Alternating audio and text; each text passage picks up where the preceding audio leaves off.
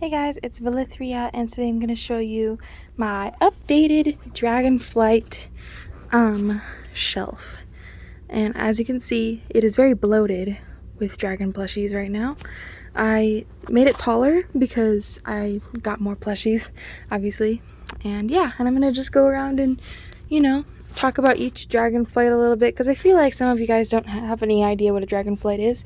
So I'm going to explain it to you. It's basically a group of dragons that stick together because they all represent one thing, or they all do a certain task, like they have a purpose. So I'm going to be explaining each dragonflight's purpose and what they do to protect the world. And I'm going to show you these guys over here. Right here we have Desperonia. She's the leader of the purple dragonflight. She's the biggest purple dragon that I have, and she's very cute, very chunky. I love her so much. She's such a cute dragon. And then right here we have a green dragon, and he's just so big. I think his name is Lord Emerus, or just Emerus, and he's a ancient green dragon, so that's why they're so ginormous. But anyways, so up here we have the red dragonflight, and Alexstrasza is the leader right here. And yeah, we have some smaller dragons right here, and then the taller ones up there, which I think looks pretty nice. And then Ysera is the leader of the green dragonflight. Oh, I forgot to explain what the red dragonflight does. So basically, the red dragonflight, we just protect all life in the world, and we have this magical flame called the dragon's flame, or the red dragon's flame, and basically what it does is it can bring life or destruction. So it's a very powerful fire. Yes. Okay. And the green dragonflight, we protect the Emerald Dream, which is basically a realm where the earth was completely natural, and there are many of us. We've managed to grow our population quite large, so that's why we have a lot of members to protect the Emerald Dream. And we're doing quite well indeed, yes. And of course, my favorite dragon is a green dragon, so she's able to travel to the Emerald Dream and protect the natural dream of the world, or whatever. Okay, next we have the bronze dragonflight. This flight is capable of time traveling, and they protect the time waves. And they also can breathe lightning and bend sand. Make sand do whatever they want. It's pretty cool. They have a lot of cool powers. Yeah, and we have the only orange dragon that I have here, because there's not really anywhere else for him to fit in, so he kind of hangs out with the bronze dragonflight, since they're very, accepting of different colors. I mean, their flight is kind of mixed with lots of different shades and hues. We've got the most bronze brownish looking dragons here.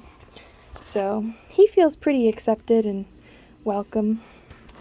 And then over here we have the blue dragonflight. Here's one of my newest dragons. The blue dragonflight pretty much protects all of the magic in the world, and it's really cool because they're the most powerful magic users in the world. And so they also have this really good connection with ice and blizzards and snow and things like that. Malygos is the leader, and he looks really freaking rad. I love his hair. But yes. Yeah, blue dragonflight. It's a pretty big dragonflight as well. They have a lot of youngsters. Look at these youngsters, and look at this old man.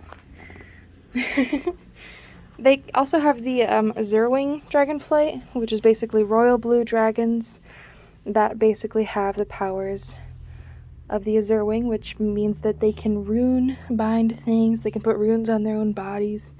Pretty cool stuff. The runes just basically make them more powerful, yes. Okay, and then next we have the Albino dragonflight, or white dragonflight, or whatever you want to call it. They will kind of branch off of the blue dragonflight. They have a lot of ice and snow powers, not so much arcane or magic, mostly just snow. And yeah, you can tell that they're kind of derived from blue dragons because of sometimes they can have blue on them, but sometimes they can be pure white, like Marbellagos.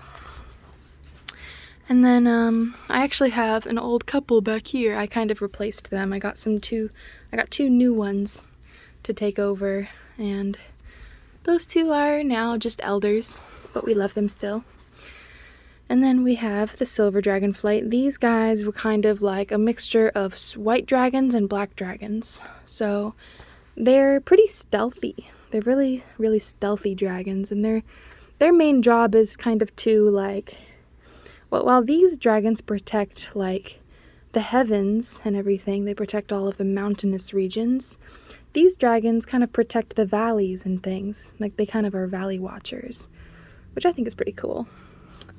Next we have the purple dragonflight. Actually, wait, I should probably show you the black dragons because they're a little bit more important. So the black dragons protect the earth, and I have a two-headed one. Woohoo! The black dragons protect all of the deep places, all of the caves, the volcanoes, and cool things like that, you know? So they're probably one of the coolest dragonflights, but they're also very low in numbers, so we only have this row right here, and then we have these guys. This is a blue dragon. I belong up here. What am I doing? I belong right here. Yes. It's okay. Sometimes mix-ups happen, and we have a burgundy dragon, which also... Sometimes black dragons are not pure black, like the leader here, Syntharia, she has red on her. And sometimes you have a burgundy dragon that's in the black dragonflight. So they're not all pure black all the time, okay? Sometimes there's rare cases where they are pure black, which is very rare. Most of the time they have like bits of orange or red or something like that, you know? And they always have like some silver. Sometimes they'll have silver on them too. So yeah, pretty cool. I love this two-headed guy. He's probably one of my favorite dragon plushies. Okay, next we have let's go to the Netherwing dragons, because they kind of happened before this dragonflight did. So the Netherwing dragons are led by Neltharaku, and they were kind of created by black dragon eggs being born in the Twisting Nether. And the Twisting Nether is basically like imagine a black hole in space, and yeah, it's hard to explain. Basically, they are twisted dragons, and they look like teal dragons, most of them. I really like the way they look. They look so interesting and unique. Yes. I think they look really cool. They're like a mix between blue and green, but they're actually not. They're actually supposed to be black dragons, but they were born in the Twisting Nether, and that's why they look so different. We have another one hiding back here. We just don't have a lot of space. Yes. And now for the purple dragonflight. This one's going to be interesting to explain. So, the purple dragonflight, ignore the pink dragons. They're known as the Twilight dragonflight, and they were kind of created by mixing the nether dragons with like a whole bunch of like powerful magic, and like crazy stuff happened. I don't really understand the WoW lore that much, okay, so don't judge me. I pretend with my dragons that the purple dragons came from the blue being forced to mix with the red. That's what I do with my lore. And this is no, that's not the leader. That's the leader over there. Hello. Yes. Yep. Okay, now for the Chromatic dragonflight. They are kind of a mixture of a whole bunch of dragons smashed into one, and bred with white dragons. And you know what? These are probably just purple dragons and red dragons and white dragons all mixed together. So they're a very rare breed, and that's why we only have 3 of them. Well, I guess this one is a mixture of a purple dragon and a pink dragon, so she's extremely rare. We have all these rare dragons. Oh my god. Yes, we have many rares. Many rares. Yep, so I tried to explain. That's that. The last part I'm going to explain is the water dragons, or the ocean dragonflight. This dragonflight only consists of 2 dragons, and they are water dragons. And as you can see, they do not have wings, they have flippers, because they swim constantly. They are in the ocean, they protect the ocean. And yeah, that's pretty much it. So there you go. Thanks for watching. Bye. Woo!